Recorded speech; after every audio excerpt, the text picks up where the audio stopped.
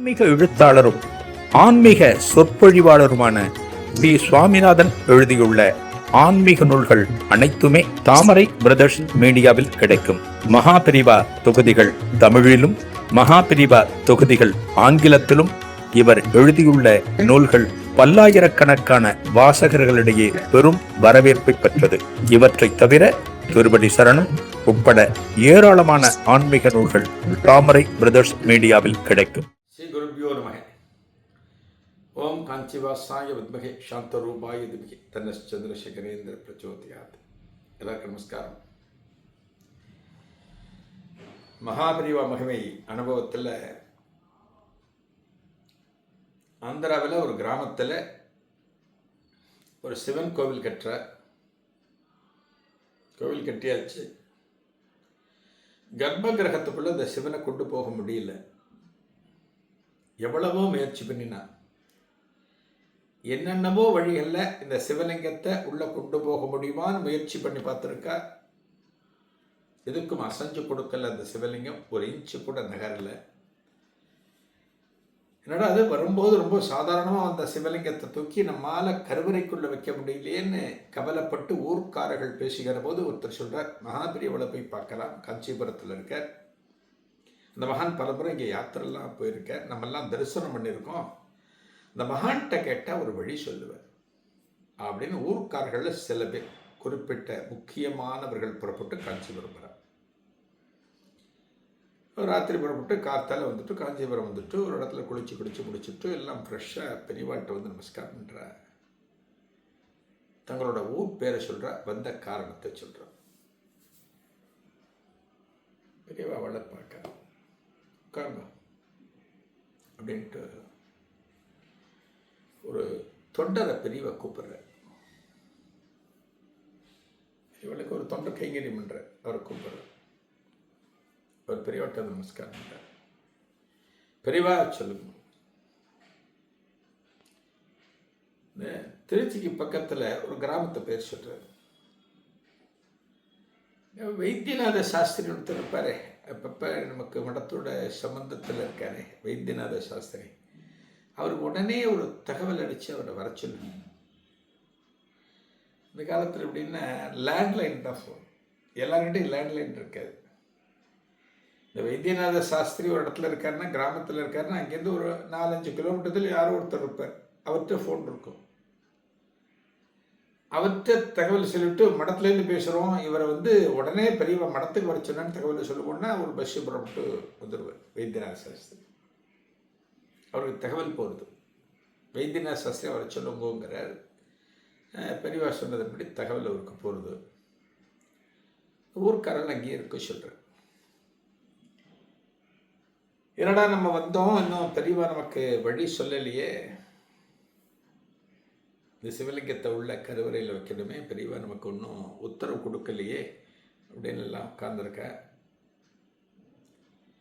இந்த வைத்தியநாத சாஸ்திரி அப்படிங்கிறவரை வர சொல்லியிருக்கார் மகாபிரிவா, நம்ம காரியத்துக்காக தான் வர சொல்லியிருக்கார் அப்படிங்கிற தகவல் மடத்தில் இருக்கிற ஒரு சிப்பந்தி மூலமாக இவர்களுக்கு தெரிவிக்கப்பட்டு, அவர்களுக்கு என்னென்ன உணவுகள்லாம் தேவையோ அதெல்லாம் கொடுக்கறதுக்கெல்லாம் பெரியவா ஏற்பாடு பண்ண சொல்லியிருக்கேன்.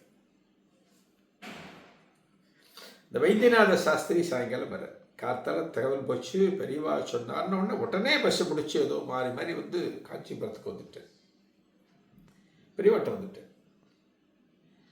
பெரியவாட்ட வந்த உடனே பெரியவாளுக்கு நமஸ்காரம் பண்ணிவிட்டு, பெரியவா நீங்கள் உடனே வர சொன்னீங்கன்னா அதான் புறப்பட்டு நான் வந்திருக்கேன் அப்படிங்கிற.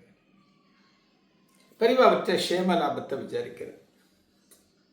இப்போ யாராக இருந்தாலும் முதல்ல ஒருத்தரை நம்ம பார்க்குறோம், ஒரு பேசுகிறோம் அப்படின்னா அது ஒரு சம்பிரதாயம். எடுத்தோன்ன விஷயத்துக்கு நம்ம போகிறதில்ல.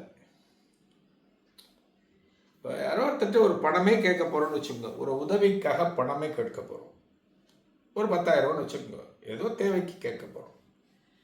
நம்ம ஒருத்தரோட வீட்டுக்கு போகிறோம், போய் கதவை தட்டி அவர் திறந்த உடனே, சார் எனக்கு அர்ஜென்ட்டாக ஒரு 10,000 ரூபா தேவையாக இருக்குது, நீங்கள் தரையில உடனே கேட்க முடியுமா? கேட்க முடியாது. சம்பிரதாயம் இல்லை, வழக்கம் இல்லை.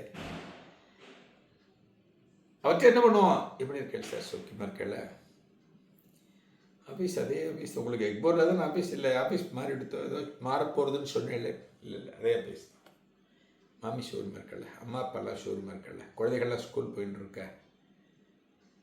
இது சம்பிரதாயமான விசாரிப்பு. கொஞ்சம் கேள்வியெல்லாம் கேட்ட பிறகுதான் நம்ம மெயின் விஷயத்துக்கு வருவோம். சார் நான் வந்தது சொல்லுங்கள், என்ன விஷயம்? ஒரு 10,000 ரூபா அர்ஜென்ட்டாக தேவை, நீங்கள் கொடுத்தீங்கன்னா நான் ஒரு மாதத்தில் உங்களுக்கு திரும்ப கொடுத்துட்றேன். அப்புறம் தான் சொல்லுவோம். இதை நம்பி அவர் பணம் கொடுக்குறாரா, பணம் வாங்கிட்டவர் நேர்மையாக இந்த படத்தை ரிட்டர்ன் பண்ணுறாரா, அதெல்லாம் பெரிய விஷயம். அதெல்லாம் அடுத்தது. முதல்ல ஒருத்தரை பார்க்குறோம் அப்படின்னா ஸ்ட்ரெயிட்டாக விஷயத்துக்கு வந்துட மாட்டோம்.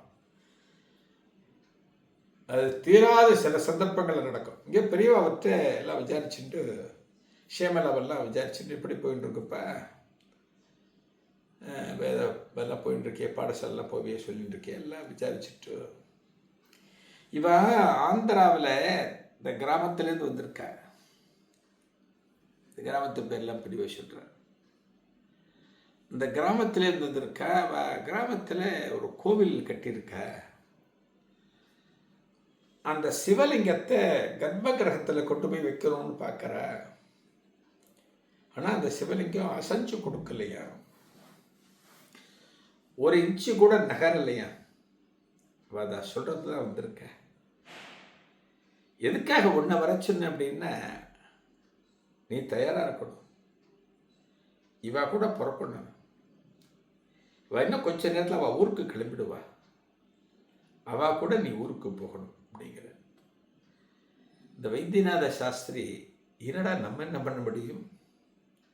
நம்ம அந்த லிங்கத்துக்கு ஒரு கை கொடுத்து நம்மளால் தூக்கி வைக்க முடியுமா? அதுதானே தோணும்.